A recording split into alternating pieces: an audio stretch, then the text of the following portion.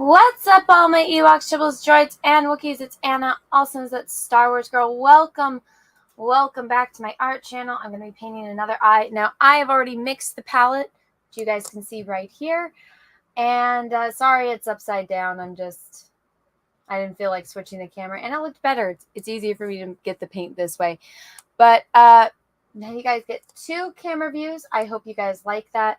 But before we get into it today, if you guys have not, go and follow me on my art Instagram. Mods, if you guys are here, please link everything I'm about to show intermittently throughout the stream, please and thank you.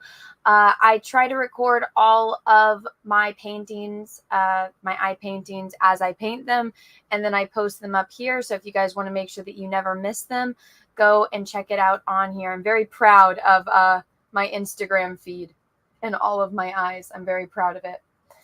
Ooh, I'm getting hiccups. Also, if you guys are not on Instagram, go and follow my art Twitter. I only post like art stuff on here, so keep that in mind.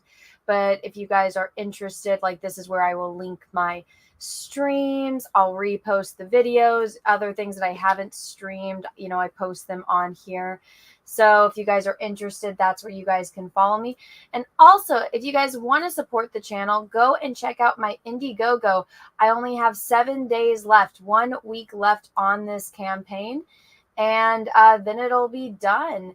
But so this is my cosplay calendar for 2023. Very excited about it. We are up to $88,000. And I'm like completely blown away by that. I've added more photos on here if you guys missed them. So here's me as Samus, me as Jill Valentine from Resident Evil. Here is me as Jade from Mortal Kombat. Got Lara Croft. This one I actually hiked up a mountain and went into some caves. So that's real background, guys. That's fucking real. That's me as Lara. There's me as Miranda from Mass Effect. And then me as Harley Quinn from Gotham City. So I'm going to be adding more once I get the edits back from my photographer. Here's a little, about the different tiers and whatnot. This is the limited edition print. So you see in some of these higher end tiers, it says there's a limited edition print. This is the limited edition print. This is what it looks like. So that is on there as well. And then there are stretch goals on here. We are so close to meeting our next stretch goal, and then I could possibly add more. But yeah, everyone, I'm excited about this. If you guys haven't, please go and share this, spread the word, let people know if they want to support me and my channel. But yeah, everyone, that being said, now let's get to painting. Frequent hiccups are often symptom of pregnancy. No, it's a symptom of chugging Mountain Dew. Sorry. Chugging the Mountain Dew. While also drinking soup simultaneously. It's probably not the best idea. But it is what it is.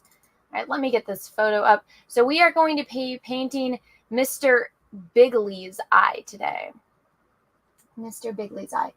Russell Hall, thank you for the super chat. Gates McFadden has a peach for you to eat. No, Russell, not happening. Stop it, you degenerate. Okay, so I already mixed my palette, which is right here. So I'm just going to get straight into painting. I need to find the paintbrush that I like the best. I don't know where it went. I can't find my favorite paintbrush. Or, actually, I just found it. But I can't find my, my whatchamacallit thing. My little palette mixer thing. Oh, god damn it, stupid mosquito. Hold on, I gotta spray myself with the bug spray. I just got bit.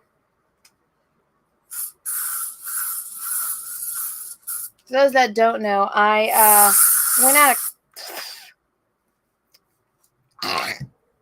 went out of town, and I came back to a freaking studio full of fucking mosquitoes.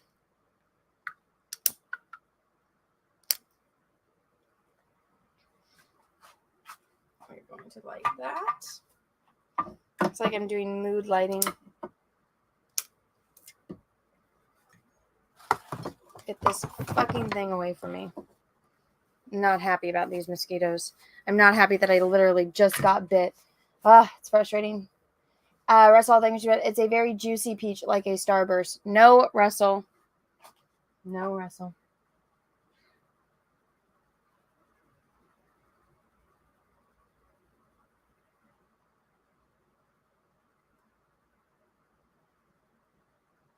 Alrighty. Now where did my paintbrush go? I set it down because I was swatting away a mosquito. And now I lost my paintbrush. No, there it is. What to say? No.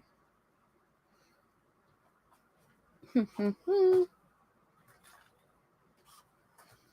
I hope everyone's day is going well.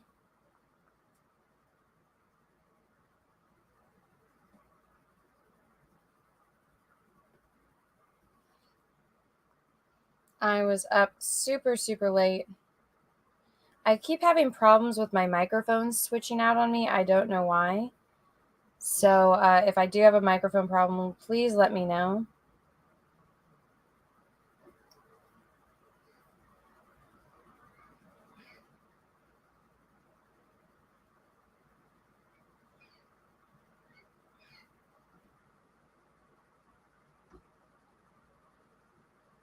But yeah, I had to like damn it, I need lemon juice on my arm now. Gosh dang it. It's so frustrating.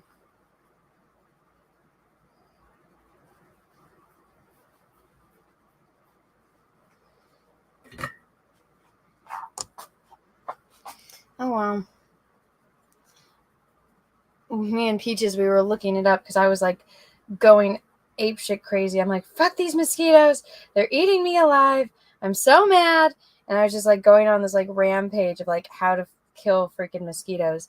And then we looked up like a mosquito's lifespan because we thought it was like the equivalent of a gnat. And a female mosquito can live up to 50 days. And I was like, the fuck? Fuck that shit. Fuck these fucking mosquitoes. It's hell. Special kind of hell.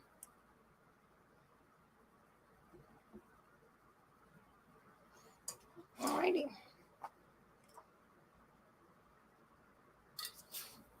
Russell, thank you for that.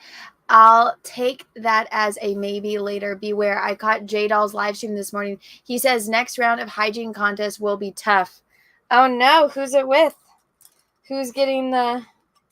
Oh gosh, is it like Chrissy and Zia?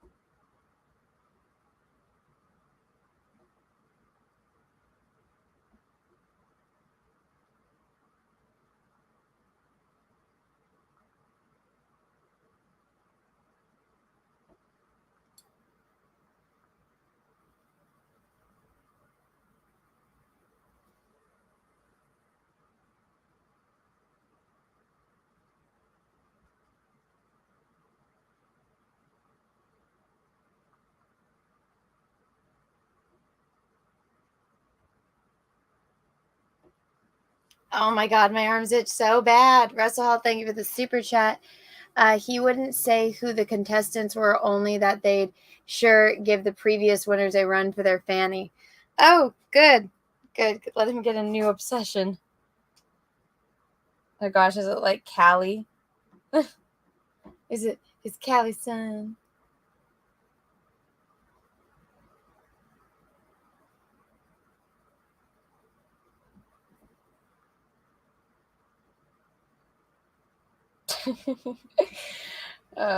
People on the internet are funny, man.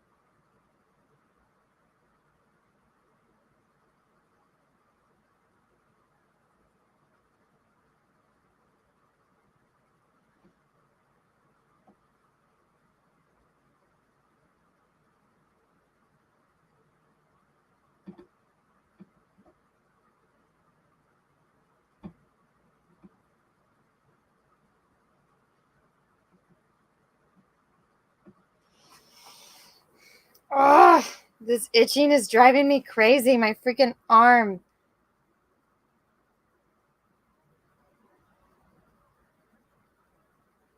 Fucking mosquitoes, man.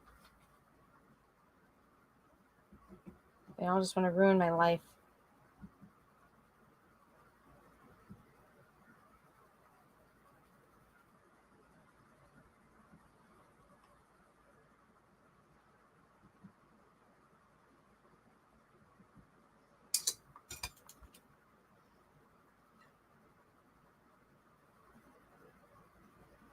Yeah, how your brain?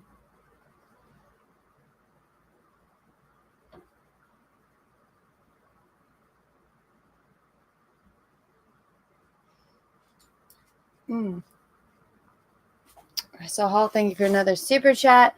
I'm glad you're taking this news in stride, but you better be ready for the finals. Hopefully, he won't find out about your camping trip.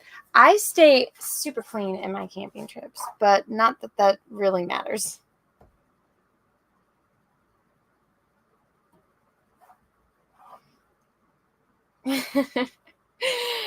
Guys, we live in a time when there's literally a guy with sex dolls judging girls' vaginas on the internet. Think about that for a minute. It's like our grandparents were like fighting Nazis and whatnot, and we're doing this. Doesn't it kind of blow your mind?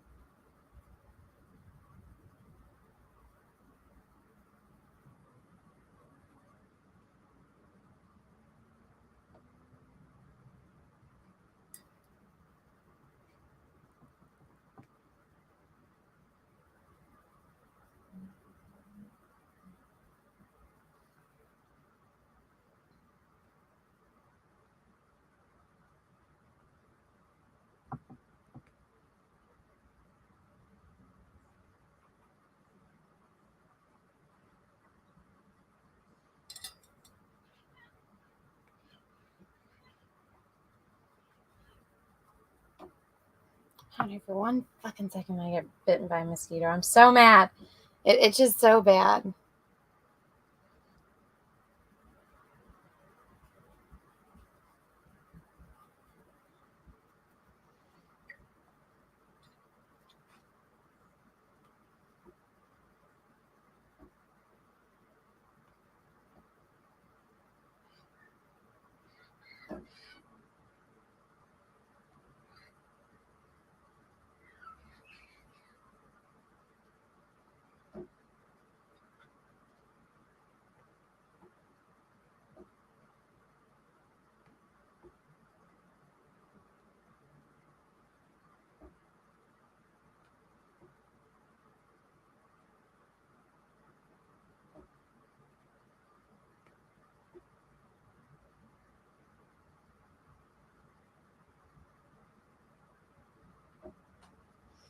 Mm.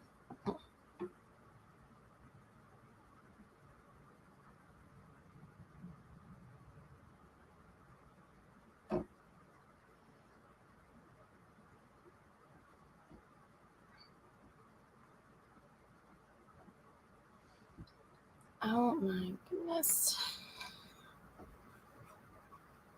So this picture is kind of like a more zoomed in of the person's eyes. So I'm having to kind of guess on the way that the rest of their face looks, which I don't usually like doing. But I feel like I am familiar enough with bone structure to make a correct assessment. I think this is going to be a good one.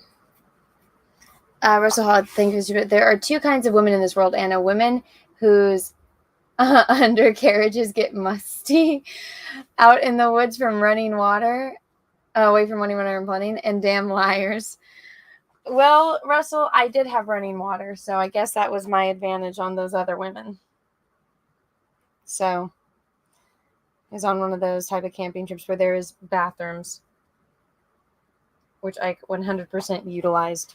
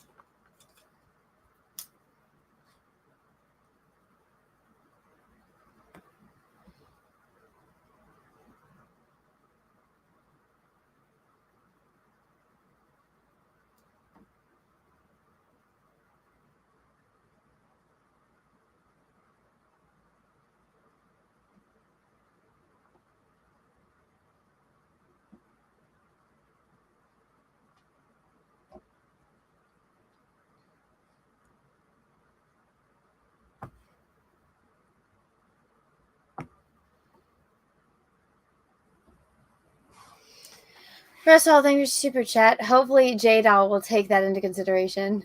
Oh my gosh, wait, is that the picture of Ryan Kinnell from my YouTube video where I have the makeup filter on him? That's fucking funny. Yeah, everyone was getting on my ass because I did my little videos of anime Matsuri and I had my makeup filter on, which I like. Apparently other people don't.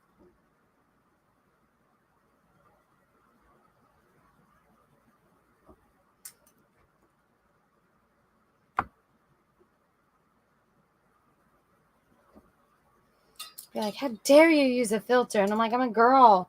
My camera's weird.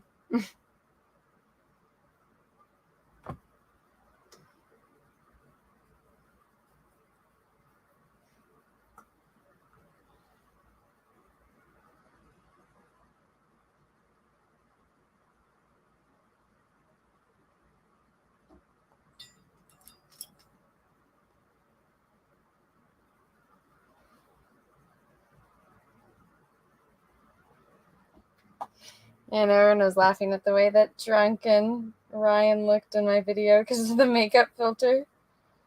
I think it's funny. Neither of them has said anything to me about it, so I think it's fine.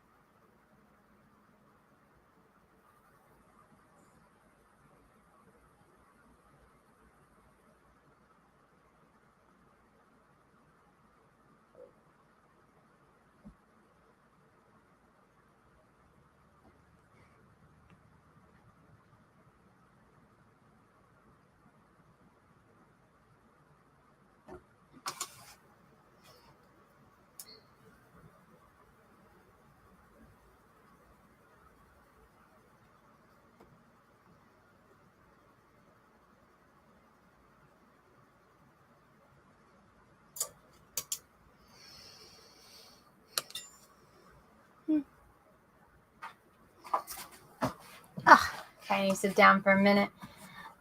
Let's see. Russell Hall, thank you for the super chats. Hopefully J-Doll will take that into consideration. Isn't he so pretty? Ryan Cannell is pretty princess. Lofty needs a lot of work though. Oh no. Your camera looked like it shoots in 480p too. Yeah, my camera freaking sucks, man. Everyone's camera is always much better than mine.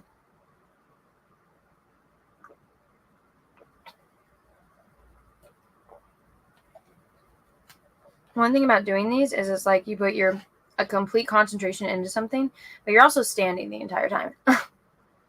This is why when I paint, I really enjoy listening to audiobooks.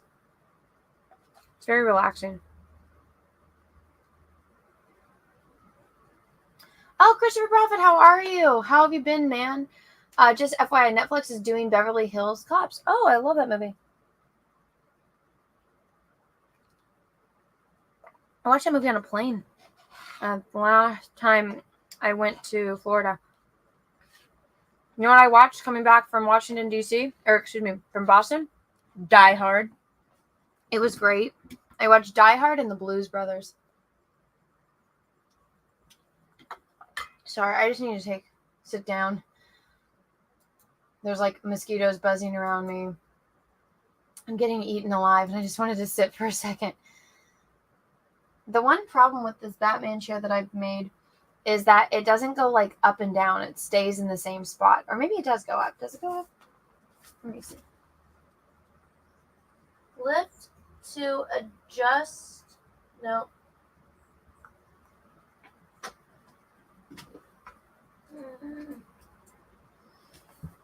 Yeah, so that's one problem with this chair. It doesn't go up or down. We're on a mission from God. Yes. Such a great movie. Oh, I just popped my neck and it feels glorious. Okay. Mentally preparing myself to stand back up.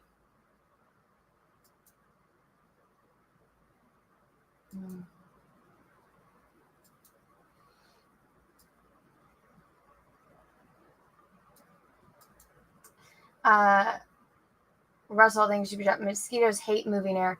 I do have a fan on, and the fan, I don't know if you guys can hear it. The fan is set all the way up. But like just now, I have 3 giant mosquito bites on my arm. Or excuse me, 5. On the top part of my arm, I have 3, and the forearm, I have 2.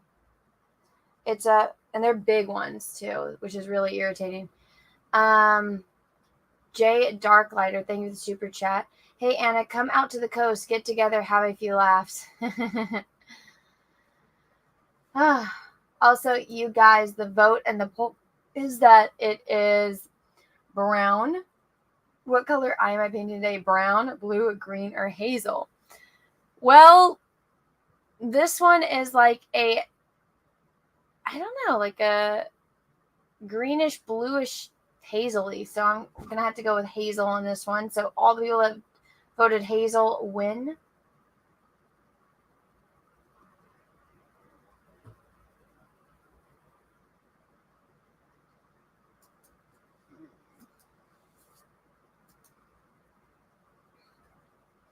I kind of want to play music in the background, but I feel like if I do, I'll get a copyright strike again.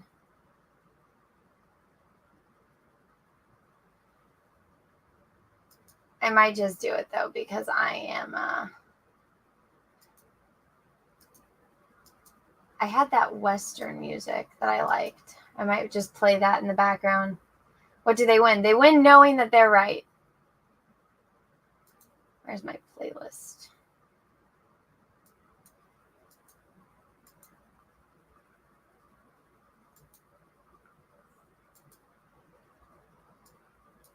There we go.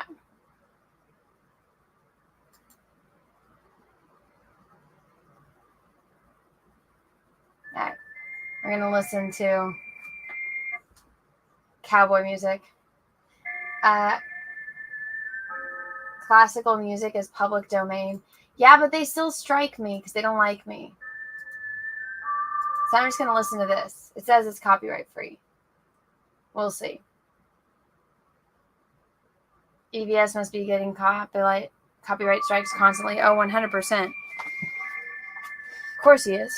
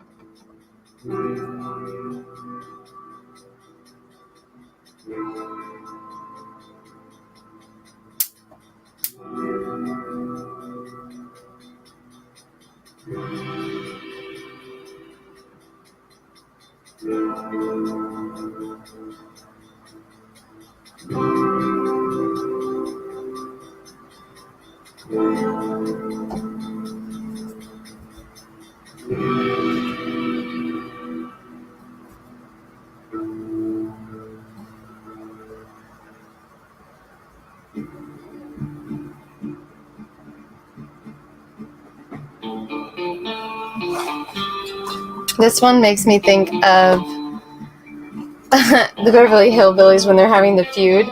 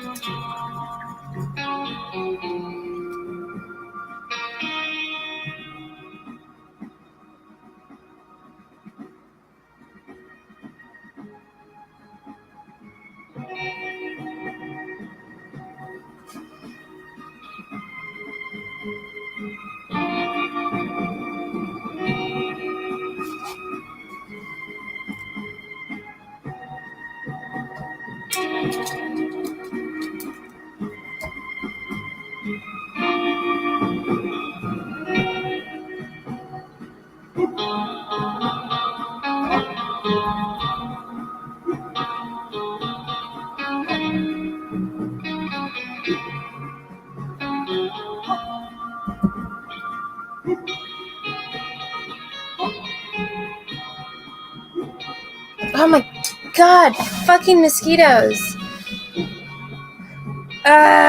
One just flew right into my fucking eye. Oh my god. Ah! Fuck my life. Ow, ow, ow, ow, ow. How does this even happen? The music is louder than Anna. I'll turn it down. I'm sorry. Okay. Fuck, my eye hurts. I might have to just paint as fast as I can. I feel like this has happened the last couple times I've tried to do a painting stream. I'm really irritated.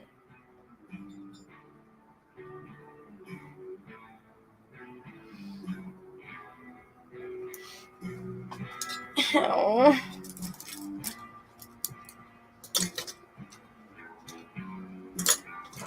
It like full force flew right into my fucking eye. And of course, no one's ever prepared to have a mosquito fly into their fucking eyeball.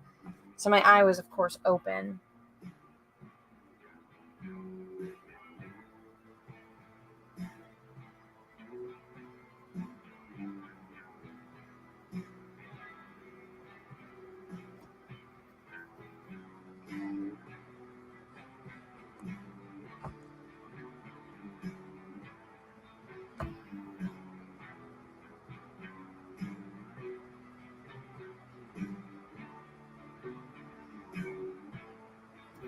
I might have to go inside and like flush out my eye because I'm This really fucking hurts. Oh my god. Oh, put some lemon juice on it? No. Guys, I'm gonna go run inside and like flush out my eye. But fucking A, it hurts. Let me see. I have a mirror in here. Oh my god, it's bright red. I think this fucking mosquito had blood in it. Alright, guys, I'm gonna be right back, okay? I'll be right back.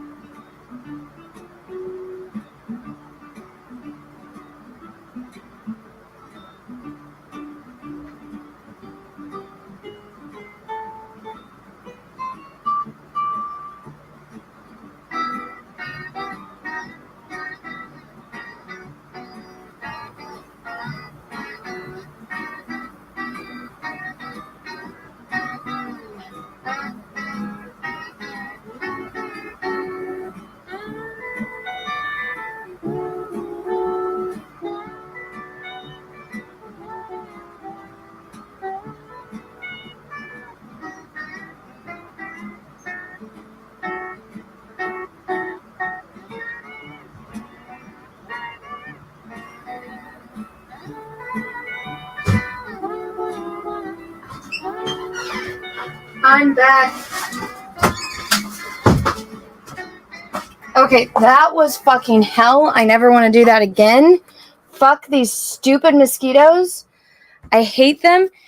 I wish I could like just show you guys what I just went through. Oh, I didn't even stop my time lapse. So yeah, I just picked out a bunch of pieces of a dead mosquito in my eyeball. Ugh, I feel so gross. I fucking hate them. I wish I could Thanos snap them out of existence.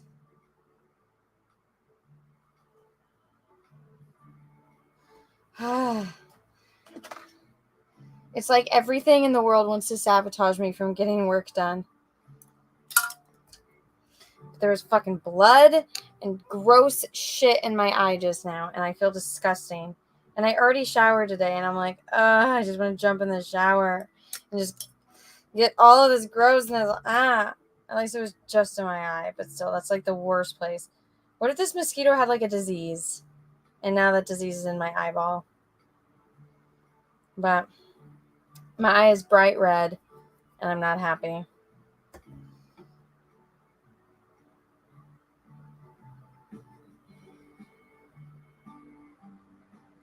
I hope you guys were able to keep yourselves entertained.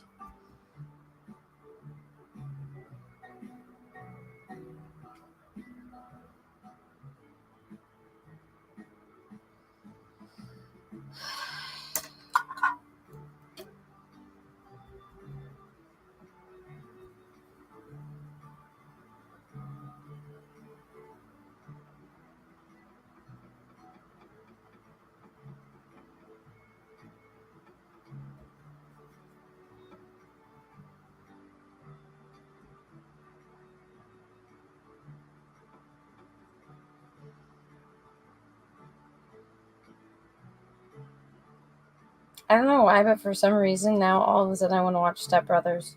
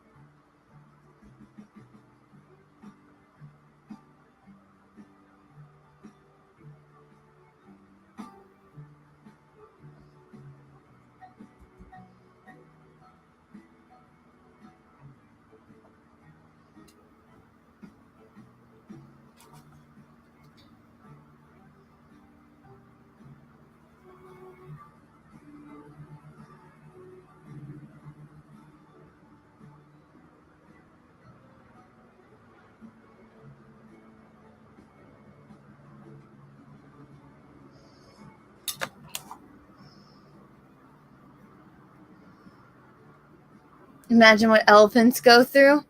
I don't want to imagine what the poor little elephants go through. They probably have so much shit getting in their eyes all the time.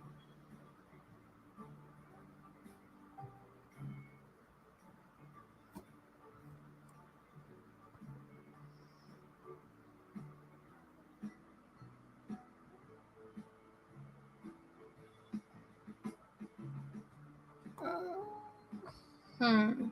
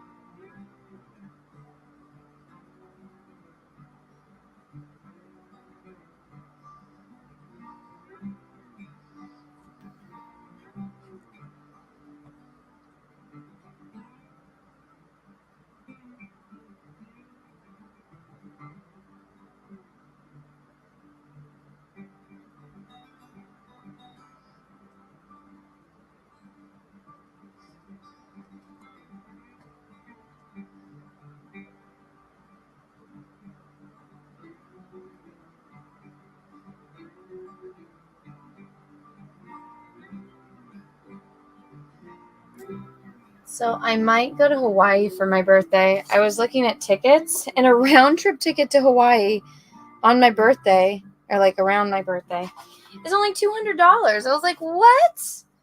I was like, I might go. I might just say F it and buy a ticket to Hawaii. I haven't gone in so long, and I absolutely love Hawaii, so I really want to go.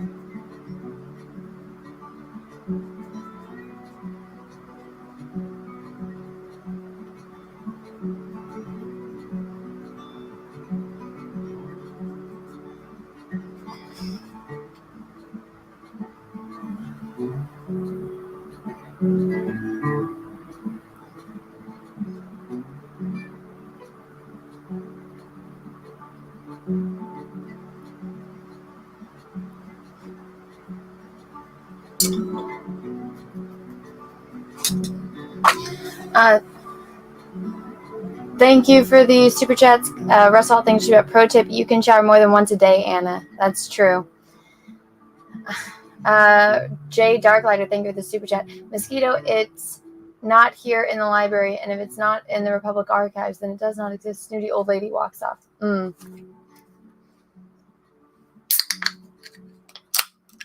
Get some Mountain Dew. I'm going to turn down the brightness on the camera for you guys so you guys can see it a little bit better.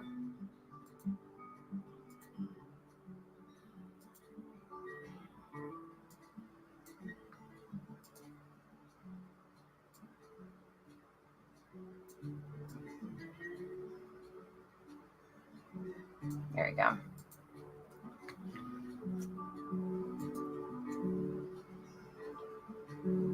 Patrick T, thanks for that. You should have some more bug ammo on Monday. Oh, thanks. I have like a ton of candles right now all lit up in here. I have the light zapper. I have a fan. And you know what? It's actually helped a lot. Like, I've definitely noticed a decrease in the amount of mosquitoes that are in here, but there's like a few that are left that just won't die. And it's driving me crazy.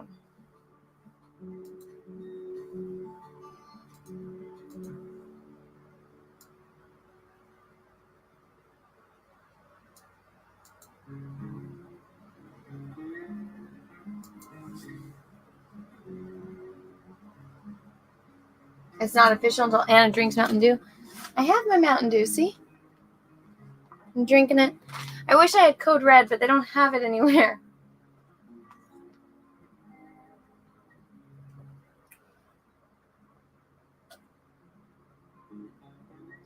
What's up, Lethal? Hi, Lethal Lightning. Thank you for the super chat. UWU. What does that mean?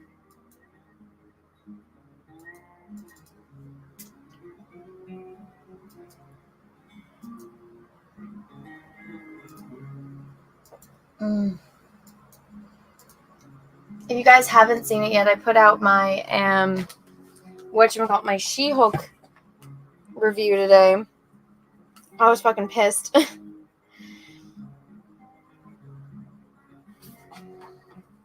But it's actually doing pretty well considering my channel is like shadow banned. It's so irritating.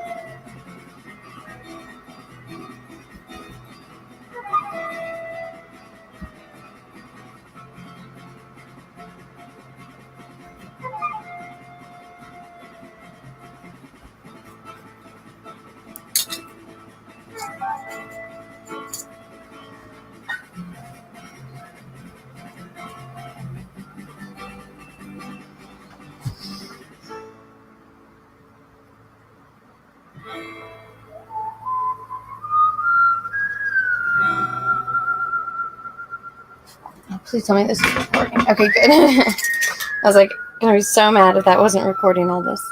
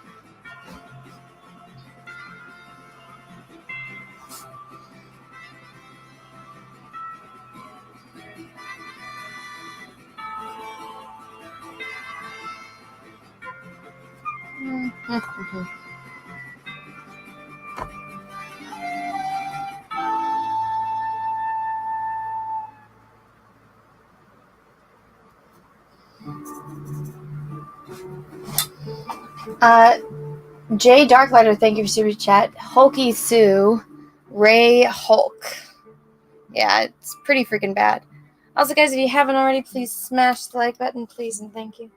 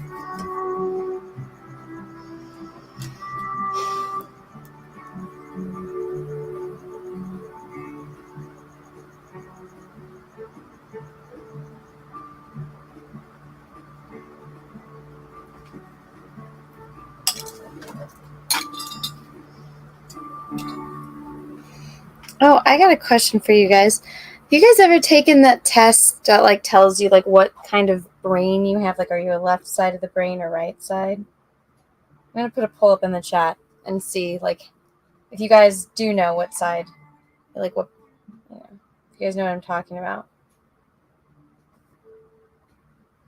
I'll put a poll up because I really want to see this.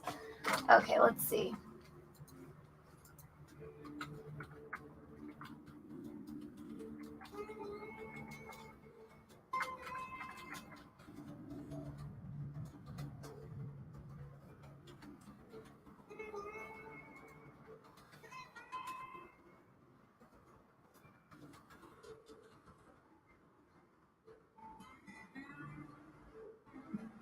Okay, I put it in the chat. Let's see. Yeah, so there's this like thing. Are you a left-sided or right-sided type of brain? Let me see if I can find a video.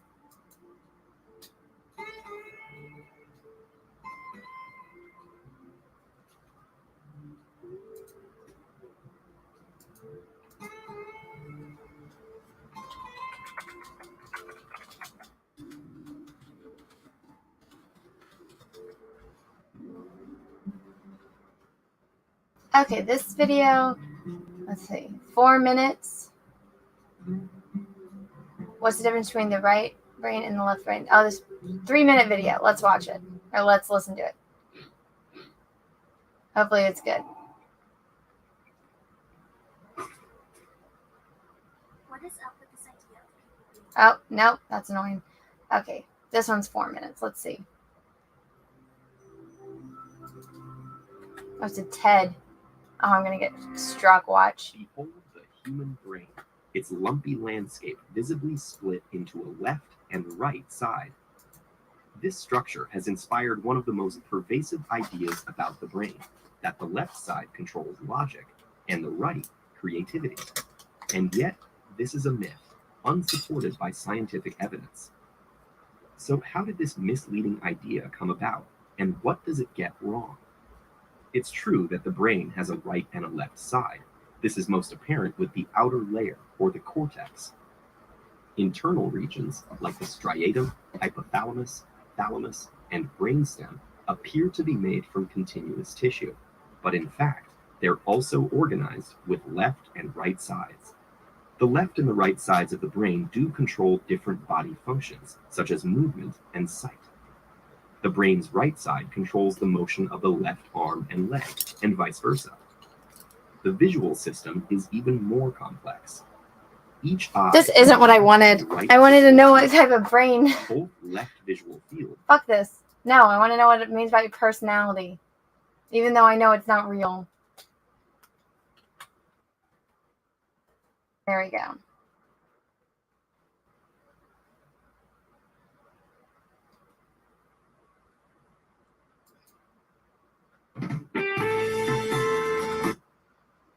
Genius test. What?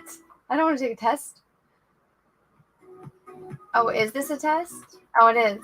Okay, fuck this. I don't want to test. I just want to hear about it. Okay. That was an annoying one. Debunked. I don't want to hear debunked. I just want to see. Oh, fuck this. Fine. We're just going to go back to listening to cowboy shit.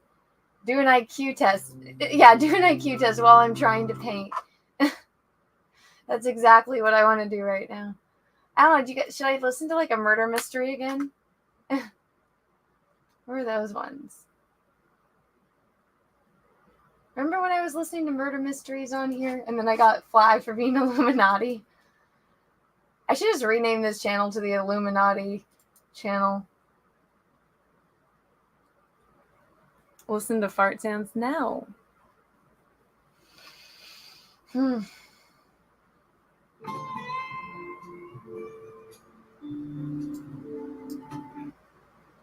What was that show that I was watching?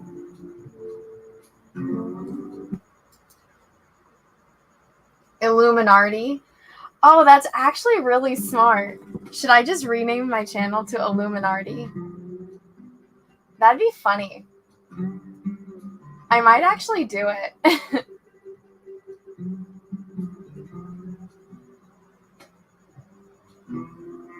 I might do it. So, aficionado. Should I do it? Should I change my channel name to Illuminati?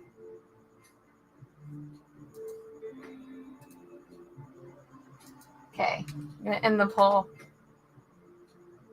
Take it, it's yours.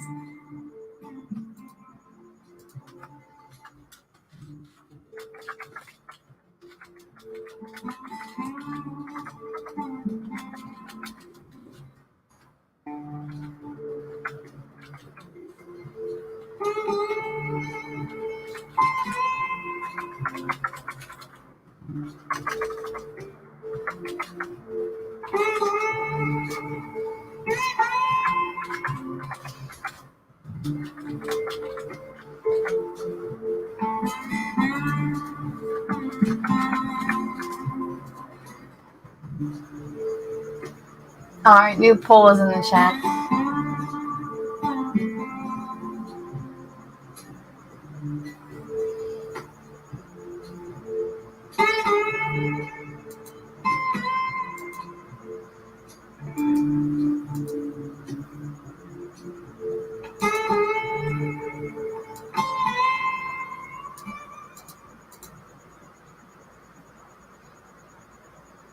Okay. I'm trying to find something that we could watch. I remember I was watching those. Is there like a way to see like, oh yeah, watch history. Okay. I used to watch those like, this is how this person escaped from murdering everyone. Remember those? Those were fun.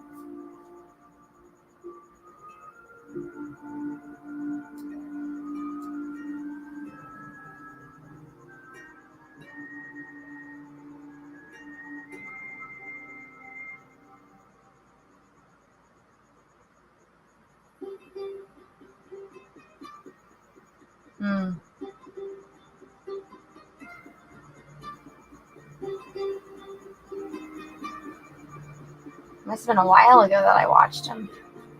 Oh, here we go. Real Crime. That was the channel. Or like real stories. Okay. Let's see. The Real Countess Dracula. Ooh, let's listen to that one. I'll put a link in the chat if you guys want to follow this video. We're going to listen to The Real Life Countess Dracula, Lady Killer's Real Crime. Real Stories Tapes True Crime is your new... Blah, blah, blah. Fuck you, intro. Go to the next. If it'll load. Come on. Well, it'll load eventually, but we're going to listen to this so I can stay. Deaths at a California hospital and a skydiver landing dead on a suburban driveway with a bag containing guns, drugs, and night vision goggles. The hell? To join our investigation, search and subscribe to Real Stories Tapes True Crime on Apple Podcasts, Spotify, or wherever you find your podcasts. Okay. Just don't copyright strike me. My name is Martina Cole. I'm a crime author. The nature of true crime often defies understanding or logic. And in my opinion, the most difficult perpetrators of crime to work out are the women that murder time and time again. In this series, I'll be shining a light on 6 of the most prolific female mass murders in history. So welcome to the dark world of the Lady Killers. The Lady Killers. I hope Amber Heard doesn't take notes from this.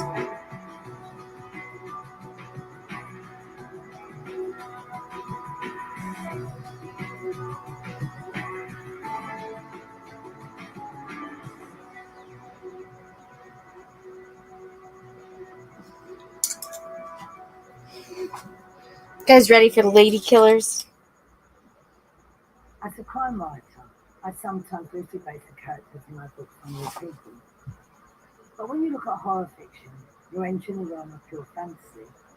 Most of us are fascinated by ghosts, ghouls, and things that go bump in the night because we know that. Why is this so quiet? But what about the vulgar woman?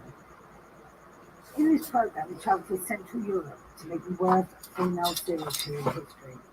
A woman allegedly so terrifying that she inspired a whole generation of Gothic writers and filmmakers. Elizabeth Bathory is a 16th century Hungarian noblewoman who supposedly carried out the bloody murders of over 600 of her female servants. Oh, I know this lady. That most of what we know about her life is based on myth and folklore. She like bathed in blood to keep her young. Femme fatale dubbed Countess Dracula. Our story is based on piecing together the truth about her life from original documents held at Budapest National Archives. These reveal that the Countess was born into a powerful Hungarian family in 1560.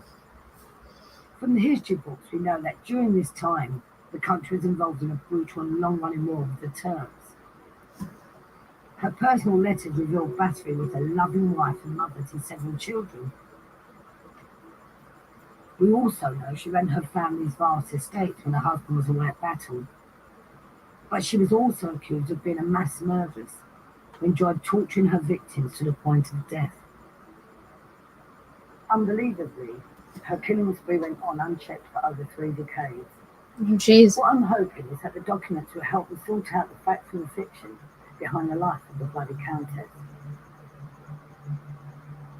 How was it possible that a countess, a woman who spoke multiple languages, who wrote in multiple languages, who conducted negotiations with 2 empires, who had children that she loved and clearly cared for, could also be a person who could kill 600 or more of her servants, one at a time by her own hand?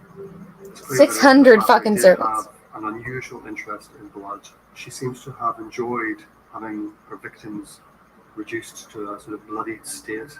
She was outrageous, and she loved her children. She was a wonderful mother, and all the stuff they say about her, I don't believe.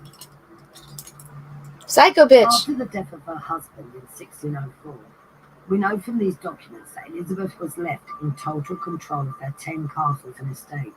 10 We castles? get an idea of her wealth from her last will and testament. Her land stretched right across Hungary and Transylvania.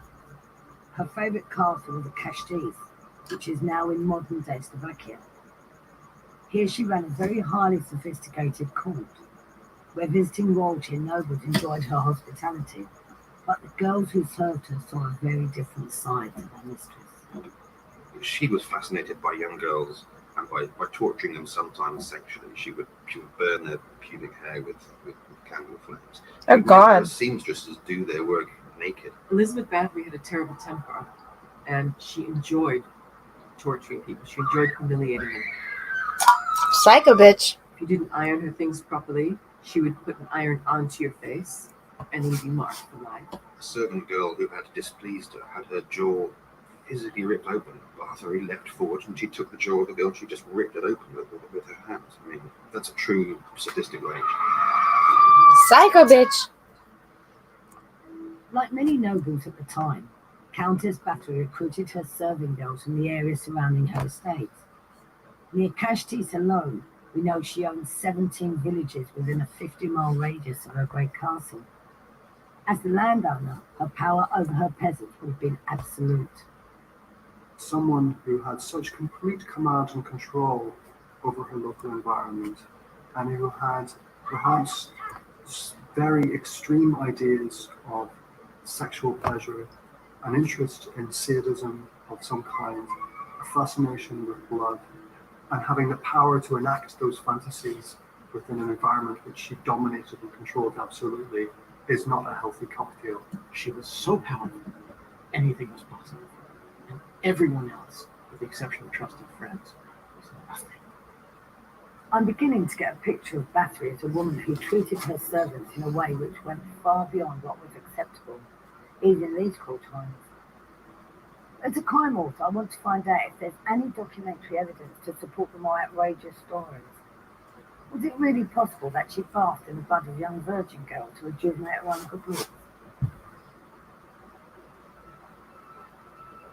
She was a powerful 16th century Hungarian noblewoman who allegedly murdered over 600 young peasant girls. If the stories are to be believed, the way that she slaughtered her victims went way beyond anything I could imagine in my wildest nightmares. If that's the problem, really, there are so many myths surrounding her life, it's difficult to know the truth about her crimes. But by looking through original documents from the Hungarian National Archives, I can begin to build up a picture of the woman behind the legend. For me, it's also important to put her crimes into some kind of historical context. Elizabeth Bathory was born on the 7th of August 1560 into a Hungarian society which was constantly at war with the Ottoman Turks. Records show that right up until her death in 1614, these were very violent times. And this is bound to have affected her personality. Psycho bitch. Between Protestants and Catholics. There were battles between Ottomans and Christians, all taking place on Hungarian soil. It was kind of the center of this great battle of East and West, of two different religions, of paganism and religion, and a battle of nobility to hold on to its power. So it's an unstable, violent, complicated environment to be a landowner and a noble to survive. And she's a psycho bitch. And much, much worse. Like, they're all sugarcoating it. Homegirl is fucking psycho. From what I can gather from historical documents, Bathory was born with a platinum spoon in her mouth. Money and wealth is one thing, but it seems her family's power over everything and everyone around her was total. Reading between the lines, there was definitely a dark side to many of her relatives. She's born into one of the most important noble clans in Central Europe. She's related directly and immediately to several princes of Transylvania, to a king of Poland. Her family is one of the most wealthy and influential clans in the region, with different branches with authority, lands and castles across the kingdom.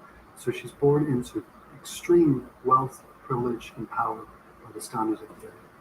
She came from a clan of people who were notorious both for their bravery on the one hand, and the name, as you know, Bato is the Hungarian word for brave. Many of their ancestors were brave warriors, but they're also uncommonly cruel. And some of them were also given to peculiar fits of epilepsy or madness, so that it was a very violent clan as well as an illustrious clan. She had cousins and brothers who were princes and bishops, but also who were, in a way, mass murderers, who would torture the peasants, who would kill their opponents in the most brutal and savage manner. Any modern royal knows that if you treat your staff badly today, the chances are you'll find yourself in the tabloids. But in the 16th century, peasants had few rights, and any wrongdoings were rarely documented. The Countess lived during the same era as another strong female leader, Elizabeth I. Thanks to extensive archives, we know that the Virgin Queen ordered more tortures than any other monarch in her history. God damn it. Hungarians at that time, though, simply didn't keep as many records. But from what evidence there is, we know that the brutal torture of servants was part of everyday life. The disparity between the lifestyles of aristocrats like the Bathory family and the lifestyles of their servants and peasants is, by today's standards, extraordinary. She would never ever question the idea that there are kind of two species on the planet. You know, those who have power and riches, and it is their right to do so, and all others, such as peasants, etc., who are just mere objects and insects to be used as and when, and also even those nobles who have been no better would probably be treated with indifference and certain amount of disdain as well. In the 16th century, it was very commonplace to torture peasants and servants. They really were considered chattel. I mean, it's barely human. So the fact that Elizabeth tormented and tortured her servants was not unusual. What was unusual was the extent to which she did it. What's interesting to me is that although Bathory probably had free rein to do as she liked from an early age in her father's court, this was still a very misogynistic society. So when it came to picking her own husband, she had very little freedom. From these marriage banns displayed in a local church in 1575, Seemed like she liked her husband, we though. know that Elizabeth was married at 15. Like many noble matches, the union with 21-year-old Ferenc Nadasky was arranged by their parents. She didn't do too badly, though. He was a fabulously rich and handsome warrior. Wait. So this bitch is a serial killer, and she got married at 15 to a hot 21-year-old with a bunch of castles? Bathory was 2 years old, suggests that the match was arranged by the parents with strategic considerations in mind. Their union is a fantastic success in many ways. As a strategic success, it brings together two of the most important clans of that region. It's probably best to think of Elizabeth Bathory and the Count of Passchenbecks. These were the most popular, beautiful, wealthy, powerful people, and the Brandulinas of their day. She married her. That improved the strength of the family in terms of its politics. And at the same time, they apparently got along very well, right down to torturing people together. Oh, he was psycho too. Oh, fuck that. There's evidence from various documents that her husband already had an appetite for torture away from the battlefield. He's said to have taught Elizabeth in the finer techniques of inflicting pain on their servant girls from the start of their marriage. Call me an old romantic, but I can think of better. Are they going to try to blame it on him that he taught her how to, like, kill people? The teenage bride may have started out as a pupil, but it seems that through her 20s and her 30s, she surpassed her husband's sadistic tendencies. Her husband appears to be complicit in the earliest maltreatment of serving girls. The earliest accounts we have are about 1600, 1602. Her husband, apparently with one of his servant girls, doused her in honey and made her stand outside for at least a day while she was being stung by wasps and ants, naked. We have one intriguing piece of evidence about how the couple, both of them, treated their servants, and it comes in a letter from their local literary minister in 1602 complaining about the brutal treatment of servants by the parent. For a minister to have the courage to write a letter of protest criticizing the behavior of two such extraordinarily powerful people tells us, I think, that there was something already by that stage beyond the bounds of normal, acceptable behavior going on in terms of the way these two together treated. How come this hasn't been made into a movie yet? I feel like this. There was a union. They can hire Amber. They have the power, they have the money, they have the means, and they've certainly got a lot of very accessible victims to prey on. And all of those things, I think, are really a lethal combination. The couple may have been in love sadistic young dream, but with her husband out war, records show that she was basically left in charge. As a feminist, I can't help but be impressed with the fact that she ran this vast empire protecting her land from attack. A feminist, oh yay. Piecing together the evidence, at this stage, her treatment of young servant girls deteriorated. At the time when her husband is away at war, she is running a huge business enterprise. I think that's the way of looking at it. If you like, she's running the equivalent of a FTSE 100 company. Bathory was incredibly shrewd and hands-on. She was very strict and personally supervised the work of her servants. Unusually, she also seems to have a good grasp of military matters. Something to accept of the man rather than a woman at this time. I think she was amazing. She did it all. She looked after her 7 castles and did everything and wrote everything and spoke to everyone. It puts her in a position, I suppose one could say, where she wasn't being properly supervised. And on top of that, where when her husband dies, she has no supervision at all, other than that exerted by her relatives, who are largely absent. In 1604, the Bathory was 44 years old. Her husband was killed in battle. At this point, I think that it's obvious that despite her riches, she was bored and frustrated. If I was bored and frustrated, I'd probably read a book or get my nails done. But Bathory appeared to have thrown herself into more and more sadistic pursuits. But it's at that point that she becomes truly sadistic, I think. Truly sadistic. And she now has all the power of his name and hers concentrated in herself. She is the chatelaine of many castles with many servants. And this is when she starts to be truly vicious and cruel to her servants and to others. I don't know, the bees thing was pretty bad. It's a bit like somebody with sadistic inclinations, the ability, as it were, to carry out heinous acts, having their brakes taken off completely. She was allowed progressively to discover that she could get away with more and more. Really, her obsession became sexuality, it became youth and power. Countess Bathory is alleged to have murdered over 600 young women over the course of 35 years. Psycho bitch. By my reckoning, that's about 17 a year. That seems a staggering feat for just one person. According to stories and court records, she was assisted in her maiming and killing by a very strange band of helpers. There were her 3 servants, most famous two, Ilona Yo and Dorothea Santej. She had only one known manservant, and that was a deformed dwarf. Deformed dwarf? It's Cecil! Elizabeth had things like clockwork-based great cages with springs that would shoot out blades, other devices that would mechanically cause injury and death. She Psycho the girl bitch. put into a cage. This is in her rooms in Vienna. Steel cage with kind of spikes, so they say, facing in. This naked girl in this cage being hoisted into the air, and she was slowly speared to death by one of the servants, while Elizabeth's dwarf called Fisgo shouted sexual obscenities from below. Fisgo? An elaborate sexual torture. I don't think that any one girl, in terms of how she was treated, was identical to another. I mean, there's evidence to say that sometimes it was burning, sometimes it was biting, sometimes, it was beating, sometimes it was the mixture of the three. They weren't the same behaviours the whole way across the board. Battery would often fly into violent rages and kill girls instantaneously.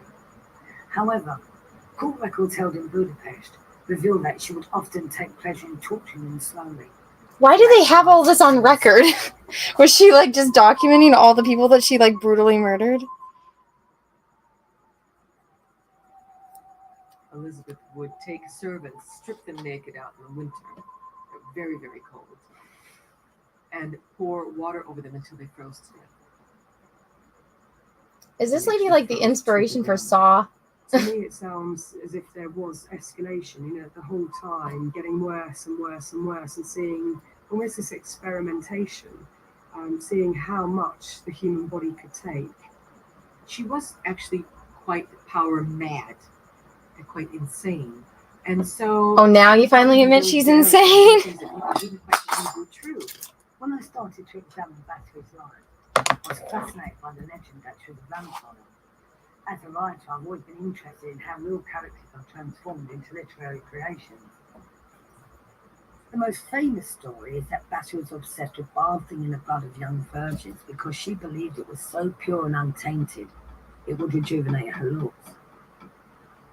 This is one tale that I simply can't find any evidence to support. What's more likely is that around the 18th and 19th centuries, stories about vampires were becoming very popular, so horror writers decided to turn her into a beautiful creature of the night. There's no doubt that Elizabeth, who was a very stunning young woman, she was said to have hair as black as sumptuous ravens. The portrait that we have really is of quite a fine-looking woman, but whether that can be reliably believed, if I was painting a portrait of Elizabeth Battery, I think I would do a nice job of making her look quite decent. She was a beautiful girl with a very fair skin and dark hair, but she was obsessed with her fading looks. There was a servant girl combing her hair, pulled a little too harshly. Elizabeth punched her in the nose, and she did it hard enough so the girl bled. The blood spilled on her hand, and although she would have wiped it away, she noticed that actually it had a rejuvenation quality. And that's where they say she started becoming very, very lustful for blood.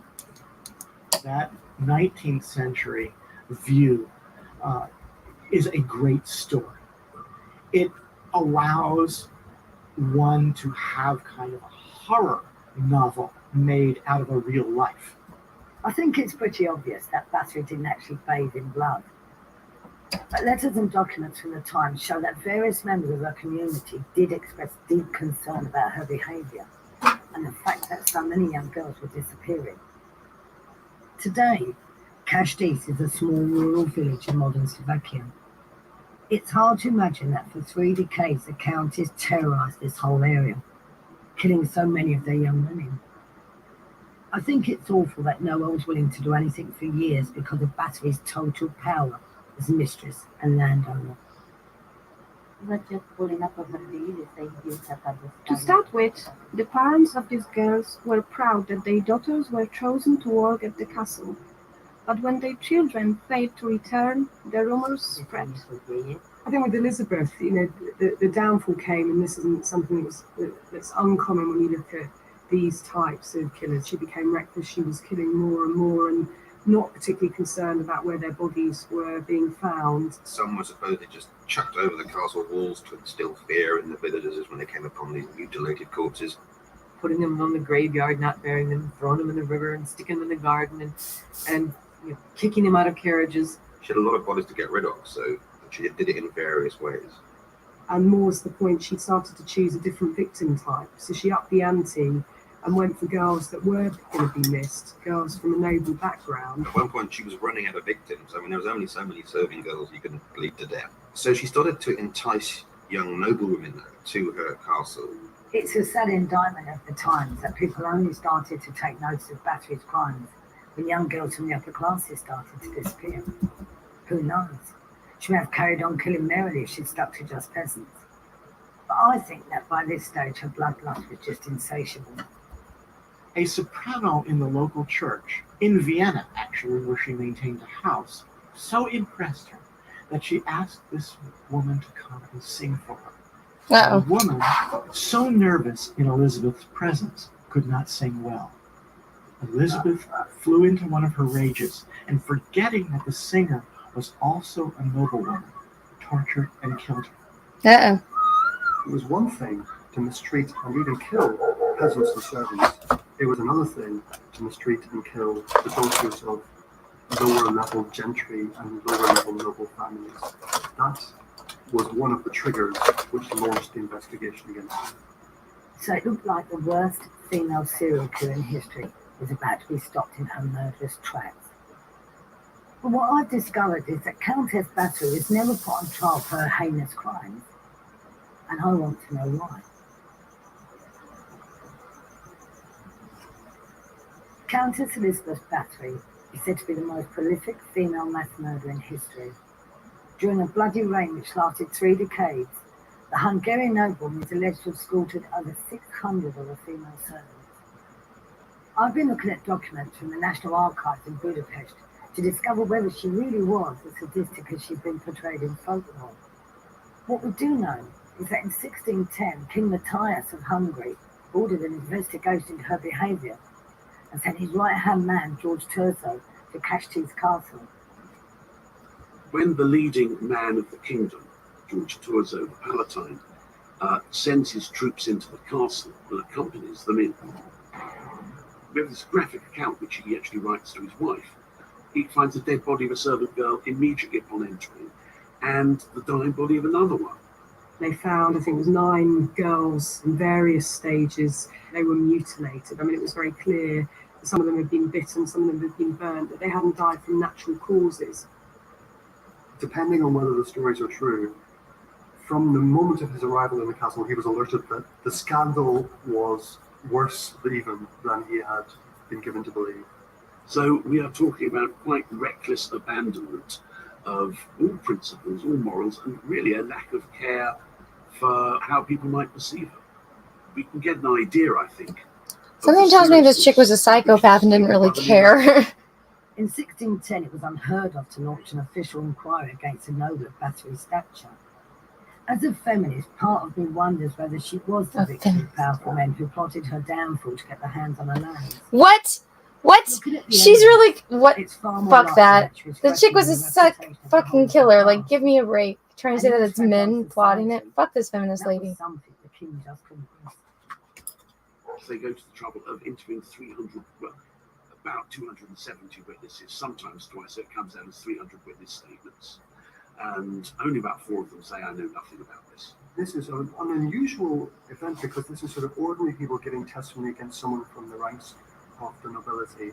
And we can tell that a lot of them are drawn from further down the social spectrum because they're illiterate. Whenever they sign, they just put an X at the bottom to show that the testimony, which they couldn't actually read, of course, was the testimony that they'd given. And here we get the stories of cruel and vicious violence meted out by Elizabeth Bathory and her faithful retainers. Despite the testimonies, the king agreed with the Palatine that the countess should not be put on trial. Had she been found guilty, she would have been executed. Unbelievably, official documents show it was her helpers, not Bathory, who actually faced the music. Elizabeth Bathory was never tried for murder. I think that's the first thing to say. The people who were tried and executed were her allegedly faithful servants, the ones who had themselves killed or been complicit in the murders. Isco the dwarf, Anna Darvulia the demented crone. They went in front of the tribunal and they were punished pretty nastily. I think some of them had their fingernails torn out and were then burned to death. I think Isco was decapitated. I find it really ironic that The testimonies of her faithful servants were extracted under torture, something that I guess is a reflection of the times. You look at what happened to many of the people who were either convicted or even those that refused to give evidence. What was done to them was very much on a par with what Elizabeth was doing to her servants and peasants. It was just as awful. We tend to regard now that any evidence obtained under torture is inauthentic. The view in the 17th century was that evidence obtained under torture is more authentic. So they will torture people as a matter of recourse. So we don't know whether these were in fact the things that she did from that evidence. However, church records show an inordinate number of deaths of young women whenever she was around. There was talk that she should be tortured as well, and to enjoy the kind of torments that she put upon her victims, but this was not to be the case. She was a noblewoman, and the nobles protected themselves. To have put her to death, you would have needed a trial, and that's what they want to avoid. And in a sense, what we have is an informal penalty, the penalty of just putting her in a locked room and, if you like, throw away the key, just forget about the whole thing. She was allowed to live. She was imprisoned in her castle. That's what we've been led to believe, and that no one was allowed to talk about her or say her name for 100 years meant that they almost just wrote it out of history. We know that the Countess was kept in her castle for 4 years until her death at the age of 54. I believe it was the conspiracy of silence about her crimes that led to the myth escalating about her life. One of the strangest stories was about her childhood. Bathory had a privileged upbringing, but even in those days, noble children weren't protected from the horrors of everyday life. When she was 6, she was said to have been deeply affected by the brutal treatment of a gypsy in her father's court. He was tortured, then a horse was cut open and he was sewn into it. Sewn up into this horse, and both were left to die. Just left to die. And That's this disturbing. long process of dying and rotting was apparently very important to her. Perhaps the more kind of brutal and vicious and sadistic type killings, which involved, torturous ideas, may have more impact on her and may have just sparked some kind of element of enjoyment or sadistic pleasure. There's no documentary evidence to support the gypsy tale, but that doesn't mean it isn't true.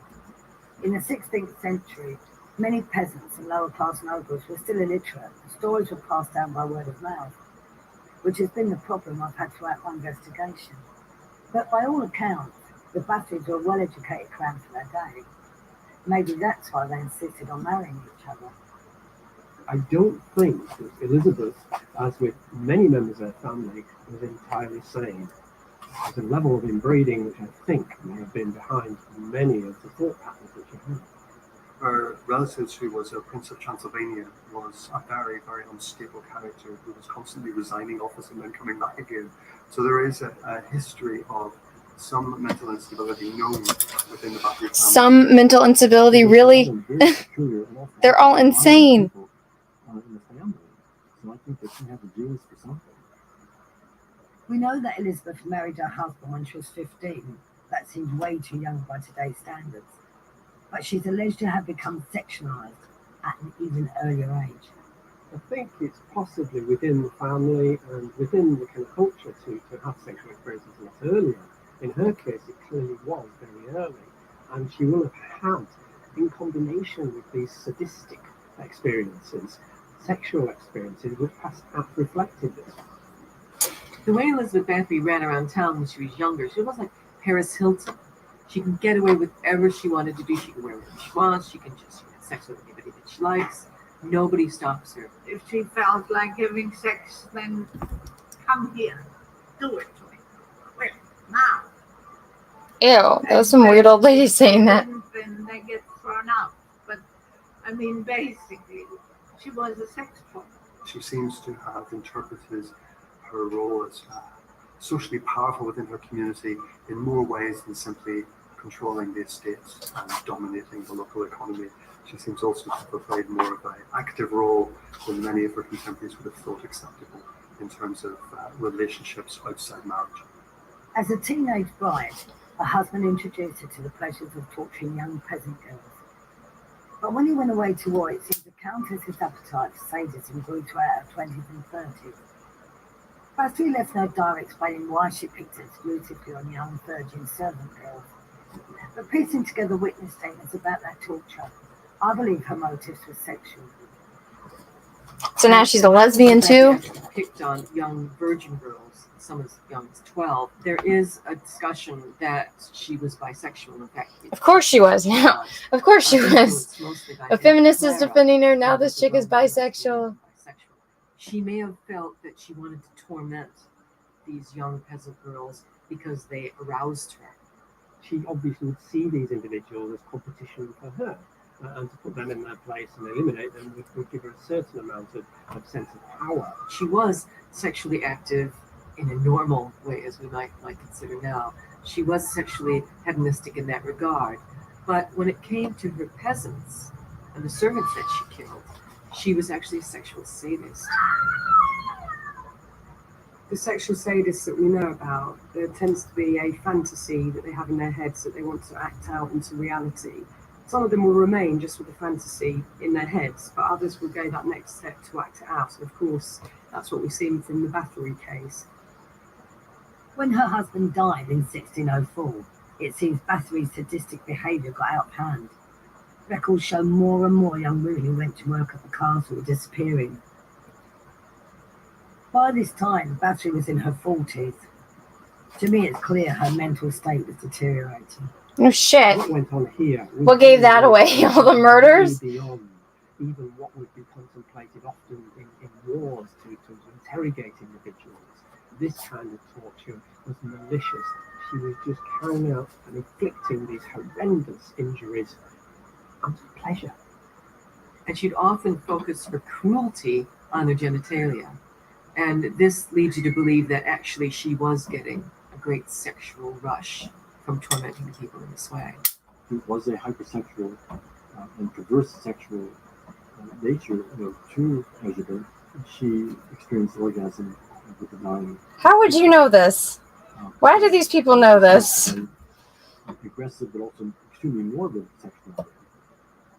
When she was pretty weak and unable to go downstairs and do her tortures, she would have a wench brought to her bedside, and then Elizabeth Bathory would just simply lean out of the bed and bite the girl's tearing chunks of flesh off. I mean, truly disgusting. That's the kind of savagery and sadism that you would see in somebody that was quite deranged, actually. No shit, Sherlock. What gave that away? It just goes to show you that when she couldn't vent her sadistic desires, she would concentrate them into what she could do. Bathory's crimes took place in days long before psychiatry.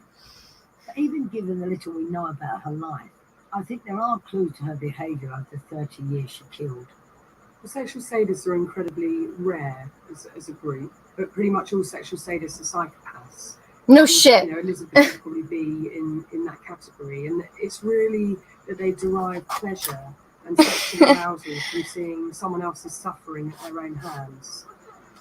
And she was fascinated by extending this behaviour, because needless to say, once you have carried out one act, to carry out the same act again and then give the same sexual pleasure, to push it further is a motivator, to the point where it was almost like a killing fest for her, and her appetite became almost unsustainably voracious. Because of her power and privilege, Bathory was able to turn her wildest fantasies into reality, within the confines of her own personal torture chambers at Cashti's castle. And I can think of few people today who'd be more than happy to pay good money to visit those. With sexual sadists, because they have normally these quite complex fantasies that they want to try and make a reality, the one thing they really need is the time and the space and the seclusion and isolation to be able to do exactly what they want. And she had all of that. The number of castles that she had and the size of them, and the fact that they're fortresses anyway, would have meant she could do whatever she liked. what happened here and the scale it happened actually probably created something of a fear zone which protected itself. In other words, it was so horrendous that no one dare speak out against it. She was not popular among the locals in any way, and her bad reputation regarding young girls traveled way beyond Kashtish. Families hid their daughters from battery. I don't think perhaps they lived every day in terror of Elizabeth Bathory coming down out of the castle to do them in. But it's clear that, you know, her reputation was extraordinary, that there was concern about what going to the castle meant. All right, and I'm done. circulated within the locality. This chick is psycho. Despite the evidence, I'm still struggling to discover how Bathory managed to be a caring mother to her children, while at the same time maiming and killing 600 young girls. In her will, she talks of the great love she had for her son and heir. This is someone who manages her household, who maintains her social position and the position of her family, who successfully marries off her daughters, who manages to ensure their estates are handed on to her son. In many ways, she does a very good job. What we see from people who are psychopathic, they can maintain superficial relationships for a period of time. Now I can edit They are this. chameleons, they can certainly... Anna, it's crazy. This chick is fucking crazy. Go unnoticed in terms of any kind of unusual or sadistic behaviour being overt. It tends to be more covert. One of the problems of being, you know, in the aristocracy, you are supreme, and your judgments are unquestioned. To place someone who is disordered and has a sadistic predilection and gains sexual pleasure from inflicting horrendous harm on others, it is almost legitimised because that is the way she is. Russell Hall, thanks for it. Well, Anna, what's it to be? One look of Gates McFadden's bacon strip, or a night spent in Elizabeth Bathory's castle, tortured by Cecil? That's a hard one, Russell. I don't think she'd kill me because I'm too old and I'm not a virgin, so I don't think I'd be on the list. I don't want to spend a night in her castle because she's psycho. Why isn't this a movie yet? I feel like I've read about this chick, but I feel like it should have been a movie. Countess Elizabeth Bathory is said to have slaughtered over 600 of her servant girls to satisfy some kind of sexually sadistic urge. During my investigation, I sometimes struggled to separate the fact from the fiction surrounding her life. I haven't seen any evidence that she was the vampire that she's been portrayed as in folklore. But records do indicate that a large number of girls did die whenever she was around. Interestingly, some of the modern theories about Bathory is some of the old folklores are real run for their money. There is a revisionist or apologist movement in Hungary trying to redress the Bathory legend, saying that no, she actually was setting up a medical center, doing research into the body. Russell, thank you, super chat. Want your curlies burned off? She was supposed to be doing in the castle. This chick is just psycho. That because Elizabeth Bathory's name was blackened so much by the stories that circulated about her life in the 18th and 19th century, it's then difficult to say, okay, well, we want to slightly maybe not rehabilitate her, but try to understand exactly what went on. But I think on occasion people have been tempted to go too far. Within the context of Bathory's household, I think that illegal abortions were being carried out there. In those days, abortions were punishable by death. All the alleged victims were young girls, which makes me wonder whether Bathory was helping them get rid of unwanted pregnancies. Now they're trying to say that she helped girls get abortions. She was perhaps an example of an early medical doctor doing experiments, and I think it's absolutely utter nonsense. I think that is a point of view that tries to impose a modern excuse on what is inexcusable behavior. This is all part of the conspiracy. There you go. Finally. And you can find it in the latest Hungarian Big Encyclopedia. You look up Elizabeth Bathory, and there it will explain that it was a conspiracy to do her down and get hold of her land. It's not the case at all. It defies the historical evidence. It's clear from the fact that official documents went missing that Bathory's crimes were deemed so shocking at the time that a decision was made by the Hungarian establishment to bury the whole sordid affair. Feminist icon, you go, girl. They're trying to make her one. Which is like, the bitch is a fucking serial killer. What are you talking about? If she was a dude, they'd be like, kill her. Top the high aristocracy, the peasantry, townsfolk, everybody has their rightful place. And here we have egregious behaviour by a leading member of the aristocracy. It subverts the existing order. It's better to hush it up. I think it's a great shame that documents about Basra's life disappeared, because they could maybe have helped increase our understanding of the female serial killer. Instead, the rumours spread like wildfire, and Basra became some sort of gothic poster girl for horror writers and filmmakers. These are just some of the Basra-inspired bits and pieces you can buy if you're so inclined. Although I wouldn't like to imagine your screams if you woke up on Christmas morning to find this at the end of your bed. I guess over time we've seen the reinvention of Elizabeth Bathory by different generations according to their interests, say within the realm of kind of gothic horror or within more contemporary films. Elizabeth Bathory is perfect for filmmaking. Yeah, she is. Why is there not a movie? Powerful. She's sadistic. She's cruel. Where is this movie? She's bisexual, or possibly omnisexual. And bathing in blood, whether she did that or not, is an incredible image and very, very cinematic. Mirror, mirror on the wall, who's the ugliest of them all? Your mom. In the 70s, we had Hammer Horror's The Countess Dracula, starring Ingrid Pitt, who's sensational in this. Oh. Mirror on the wall. Is this her? Who's the most terrifying of them all? The Countess Dracula. To me, Elizabeth was amazing. And what people say about her, I feel, is complete lies. They haven't got a clue. Elizabeth Bathory's quest for beauty and doing it in such a sadistic way has had a huge impact on movies like The Brothers Grimm by Terry Gilliam, where we have the Mirror Queen who actually uses blood in order to keep her beauty.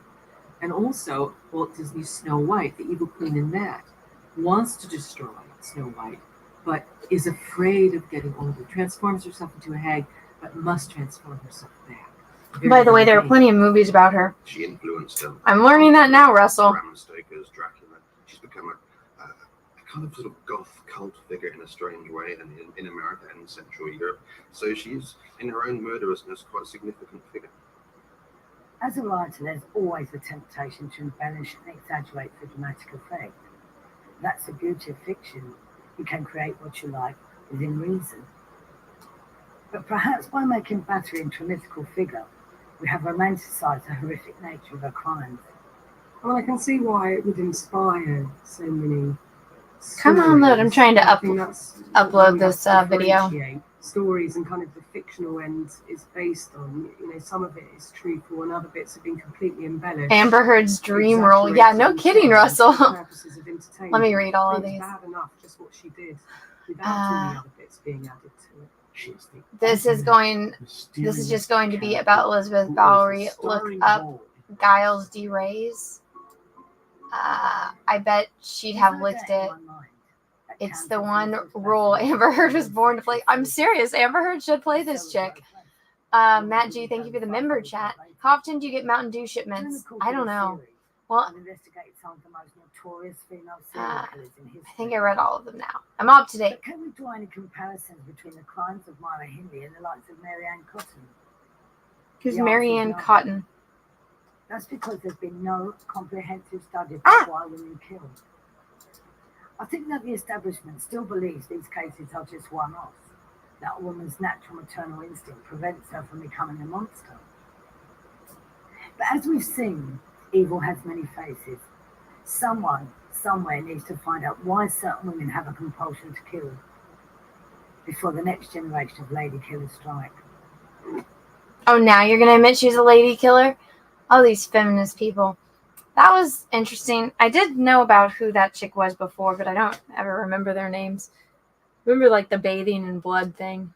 Freaking weirdos. Okay. I keep saying I have no internet. Anna is now 1/3 done with this project. Oh, really? That's awesome. Come on, I said done. Just gonna close this out. Alright, let's upload this next one. So this is...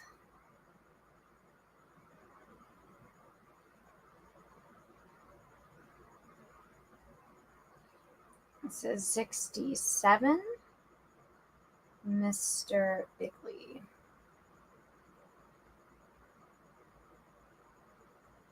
I think that's how you say it. Yeah.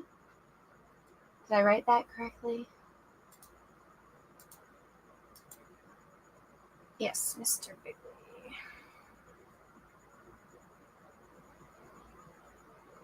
Let's see how long this takes to upload.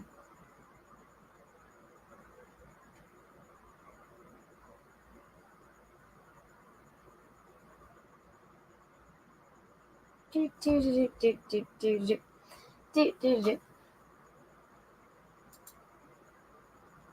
go. Giles Devers put Albert Fish to shame.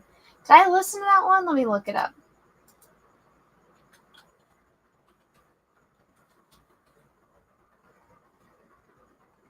Alright. Who is this person? Giles D.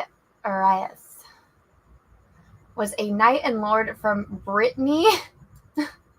He's from Brittany. He's French. Brittany, leader of French army and champion in arms of Joan of Arc. Oh, what?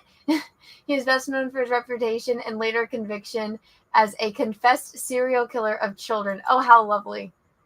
A member of the House of... no, child murders. Let's go.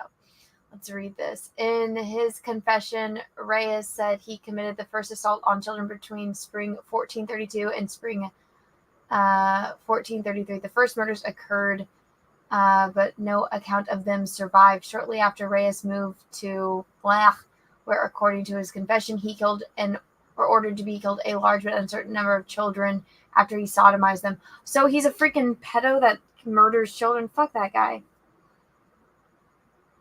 Leave Brittany alone.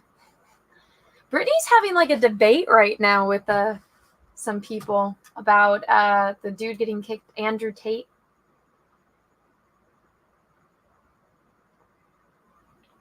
Oh my gosh. Freaking upload, man. Freaking upload. He did it for the devil. Oh, he's one of those people. Is there a movie about him? No internet connection. Fuck you. You are connected to the internet, you stupid phone. Maybe I can try my hotspot. Where's my other phone? Here it is. I finally got a new phone case, which is nice.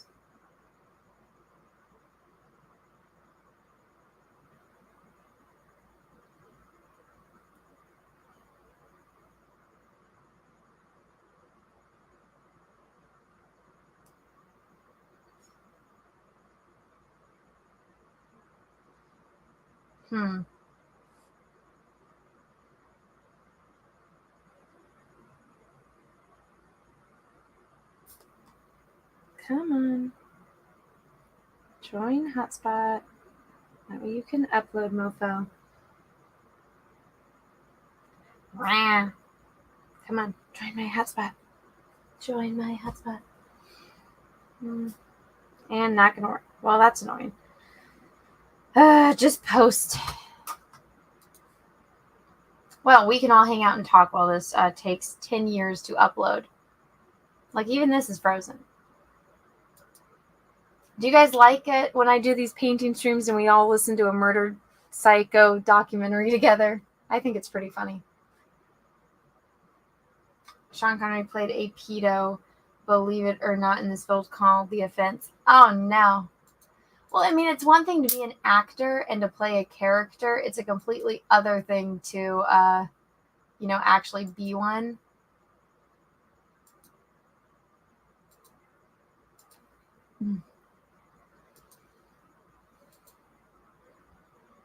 Come on.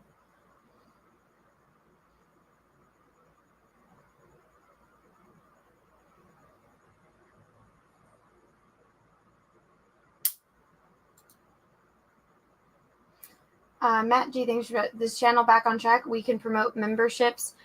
I don't know. I still haven't been able to fix the AdSense, but I mean, I can stream on it, so that's at least a good thing. But I don't know. If I change my name to Illuminati, that might not work. That is a great name, though. I am really debating on changing my channel name to that. I think that would be funny. Yeah, so right now it's about 52% say yes and 48% say no. I don't know. I kind of like it. Kind of like it.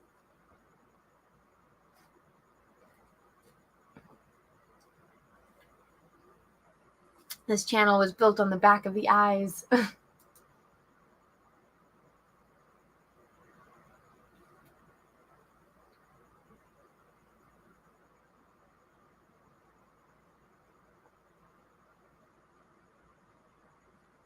Wait, now I have to go check and see if there's a channel that's already named that. What about that Art Wars girl? That's a good one. I feel like I'd have to be like having art off competitions with people though. I got this new tool. You guys, there's boys in the chat that do carpentry. You'll know exactly what this is. But I got this to help me when I make frames. Let me see if I can get my... I can't see what my camera looks like to you guys. Do you guys see this in the little camera? So look, it you like adjust it the way that you want. And then it cuts it for you so you can make like edges and stuff. Got it. It's pretty nice. It's like my new boy tool. You'll make a lot of people suspicious of you. Yeah, that's like the one trade-off. I'm gonna look on Instagram if there's anyone called Illuminati. But it just kind of makes me think of Moriarty. I don't know. I feel very villainous, which I don't really think I'm a villainous person. Okay. Illumin.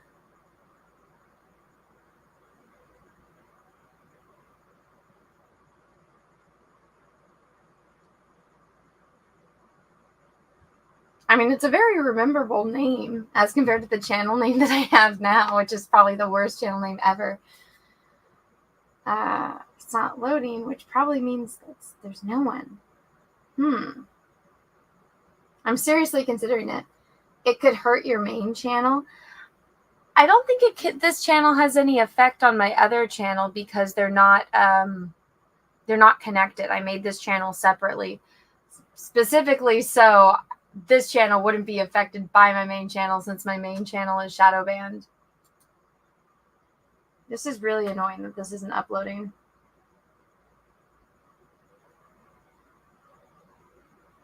Oh, it's getting closer then.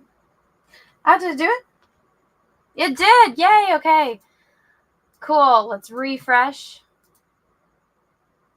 everything that I just painted. Oh, look at that. Oh, that's pretty. It looks good. If I do say so myself. Here's the link. If you guys are on the Instagram, go and leave a comment. Give it a heart.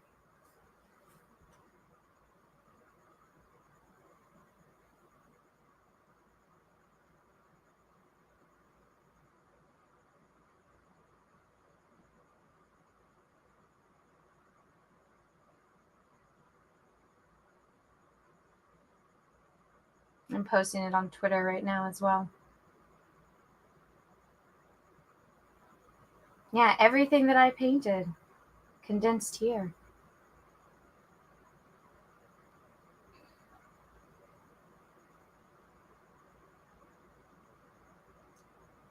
While we listen to the tales of a serial killer.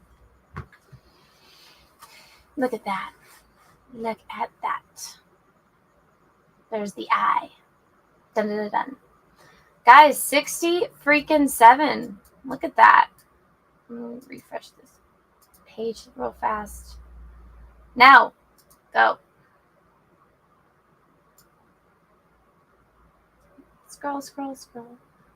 I'm glad I finally got one that's like facing this way because I felt like I painted too many in a row. Facing the other way. Do, do, do, do, do, do. Do, do, do, do, do, do, do. Do, do, do. Hey, all I need is one more and then it'll be perfect rows of 3 again. I'm glad that I switched to painting it with black backgrounds. I really like it. Yay! Look at, I made progress. 60 freaking 7 eyes painted, guys. 67 eyes. That's crazy. I'm making progress, man. Making some progress.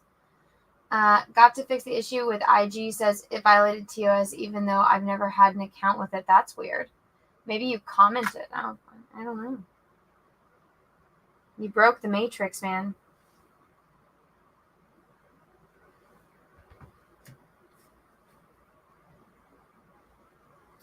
You broke the matrix. Well, I finished my painting. Ooh, you guys want to see some of the paintings that I worked on that wasn't on like camera for? So we'll put my eye over here on my palette. Let me show you guys these.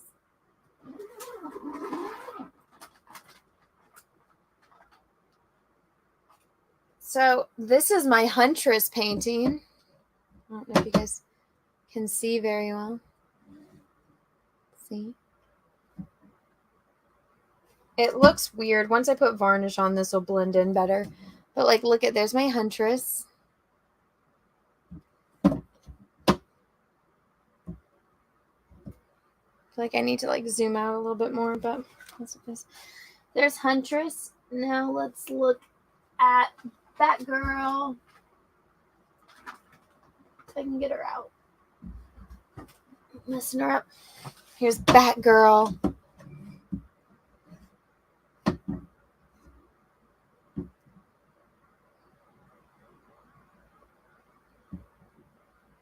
Yeah.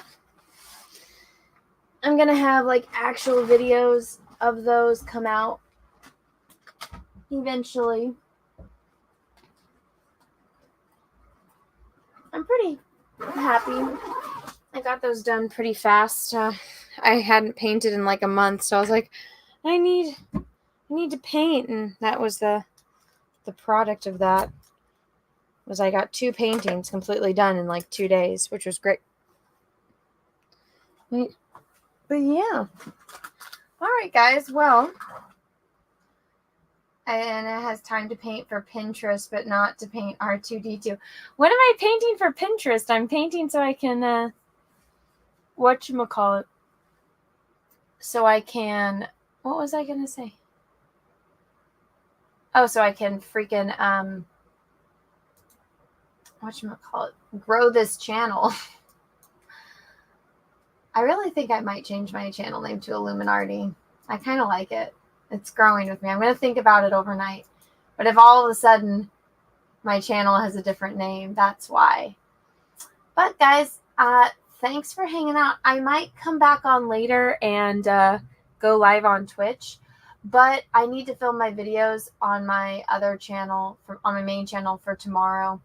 So there's like this clip that I need to react to from the next episode of She-Hulk, and then I also need to do some prepping. So I'm going to be really busy tomorrow, guys. So if you are awake and you have free time during the day tomorrow, I'm going to be on the Critical Drinkers channel. It's going to be me, Drinker, Nina Infinity, Chrissy Mayer, and Melanie Mack. And I guess he has to have a Whammons panel to talk about She-Hulk.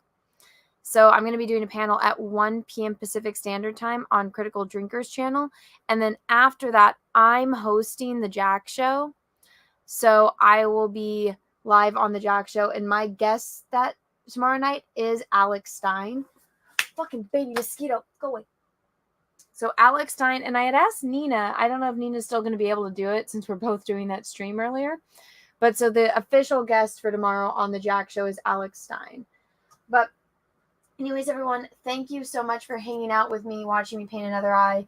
And until next time, I hope you guys all have a great rest of your night, morning, evening, afternoon, wherever you are in the world. And may the force be with you, because we are really, really, really going to need it. Night, everyone.